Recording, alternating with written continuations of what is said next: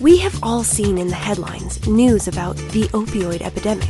We intuitively know that its impact is devastating, but do we really know what it is or how to solve it?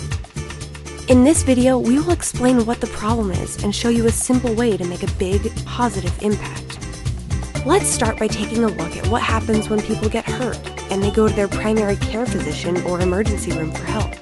Many of them will heal, the pain will diminish, and they will be on their way. But others have chronic pain and will need continual pain management. When used properly, opioids can be an effective pain management tool. Among those who need pain management, there are two groups of people. The first group are those who are compliant. In other words, they take their medication as prescribed by their medical care professional. They are doing what they're supposed to do.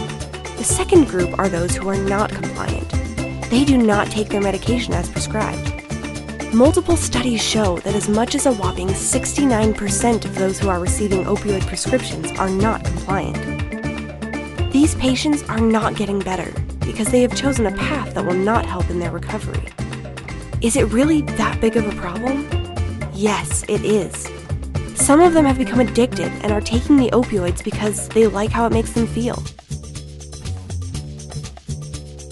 Others are not taking their medication and are instead selling them on the black market. They have found that they can sell Percocet, oxycodone, morphine, and other prescription-based painkillers, and use the money to pay their rent and or buy illicit drugs like heroin. In fact, according to the DEA, the #1 source of money that is fueling the black market for illicit drugs comes from non-compliant patients who are receiving opioid prescriptions from their doctor and selling them on the street. In addition, studies have shown that over half of those in treatment programs are self-medicating. Patients are buying and taking 5 to 10 times the recommended dose of opioids a day. Our laboratory testing has shown that only 31% of those who receive opioid prescriptions are compliant.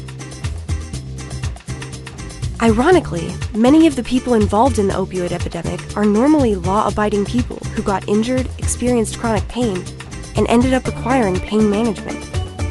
They got addicted along the way and ended up in the group of non-compliant patients. That is the opioid epidemic in a nutshell. So, what is the solution? Simply put, test every patient every month, including those you think are compliant for not only illicit drugs, but for prescribed medication usage.